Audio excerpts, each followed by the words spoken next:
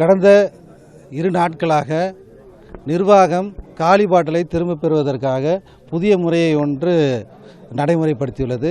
இது சம்பந்தமான எந்த ஒரு முன்னறிவிப்பும் எந்த ஒரு பயிற்சியும் இல்லாமல் கடை பணியாளர்களை ஒரு இயந்திரத்தனமாக மனிதத்தன்மையற்ற முறையில் அணுகி இந்த திட்டத்தை நடைமுறைப்படுத்த கட்டாயப்படுத்தியுள்ளது. ஏற்கனவே இந்த திட்டத்தை நாங்கள் வரவேற்கிறோம். ஆனால் இந்தந்த கட்டமைப்புகளை சரி செய்து அமைத்து கொடுக்க வேண்டும் என்று பல முறை பல நிலைகளில் அதிகாரிகளிடத்திலும் அமைச்சரிடத்திலும் பேசியிருக்கிறோம். அமைச்சரும் அவர்களுக்கு சாதகமான முடிவை கூறியிருக்கிறார்கள், செய்தியும் வெளியிட்டிருக்கிறார்கள். வெளிமுகமை மூலம் இந்த காலி பாட்டில் திட்டத்தை அமல்படுத்துகிறோம் என்று. ஆனால் எந்த ஒரு அடிப்படை கட்டமைப்பு செய்து கொடுக்காமல் கட்டாயப்படுத்தி பயிற்சி இல்லாமல் வேண்டுமென்றே தனியார் மணமகிழ் மன்றத்திற்கு விற்பனையை அதிகப்படுத்தும் நோக்கோடு இந்த திட்டத்தை கட்டாயப்படுத்தி கடந்த 2 தினங்களாக நடைமுறைப்படுத்தி வருகிறார். இதில் உள்ள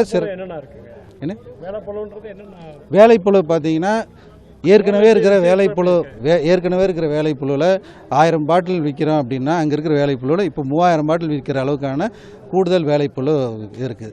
இன்னொன்று இந்த அதை பயன்படுத்தக்கூடிய அந்த ஹேண்ட் டிவைஸ் என்று சொல்லக்கூடிய ரயில்டெல் நிறுவனம் என்று சொல்லுறாங்க.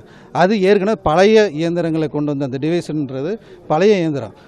அது இன்னும் அப்டேட் செய்யப்படாமல் இன்றைய சூழ்நிலைக்கு இருக்கக்கூடிய ஸ்பீடுக்கு தகுந்த மாதிரி எதுவுமே இல்லை. விற்கக்கூடிய ஸ்பீடுக்கு தகுந்த மாதிரியான அந்த கட்டமைப்பு அந்த இன்பில்ட்டாக அந்த டிவைஸில் இல்லாதனால அதிக நேரம் எடுத்துக்கொள்ளுது. இதனால் வாடிக்கையாளர் தேவையற்ற சச்சரவுகளை ஏற்படுத்துது.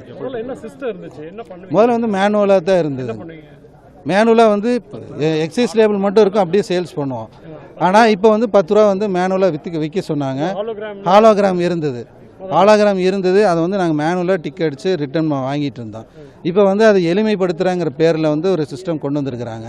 ஆனால் அதை எளிமைப்படுத்தினா கூட அதுக்கான கட்டமைப்புகளும் மேன் பவரும் நாங்கள் கேட்டிருக்கிறோம். அதை எதுவுமே செய்யாமல் திட்டத்தில் மட்டும் குறியாக இருக்கிறாங்க. எந்த அடிப்படை கட்டமைப்பு ஊழியர்களையோடைய குறைகளை சரி செய்யாமல் கட்டாயப்படுத்தி நடைமுறைப்படுத்துகிறாங்க.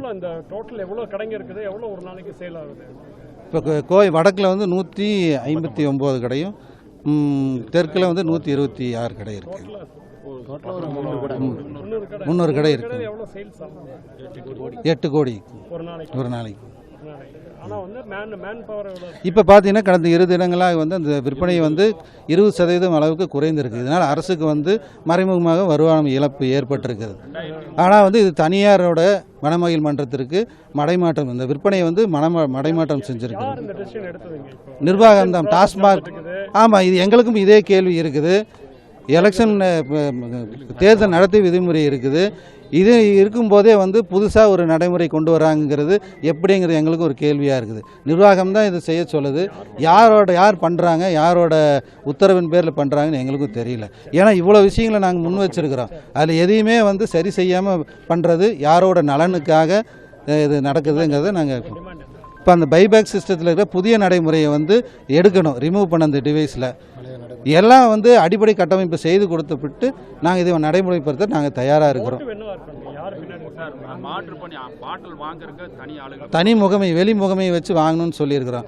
நாங்கள் ஆல்ரெடி சேல்ஸ்மேனாக இருக்கிறோம். கடையில் பாட்டில் விற்பனை செய்கிறதுக்கு தான் வந்திருக்கிறோம். ஆனால் கூடுதலாக பணிகளை எங்களுக்கு திணிச்சிட்டே இருக்கிறாங்க. அதற்கான ஆட்களையும் கட்டமைப்பு செய்து கொடுக்கணும்னு சொல்கிறோம். அதை செஞ்சு கொடுத்தா நாங்கள் நடைமுறைப்படுத்துவோம்.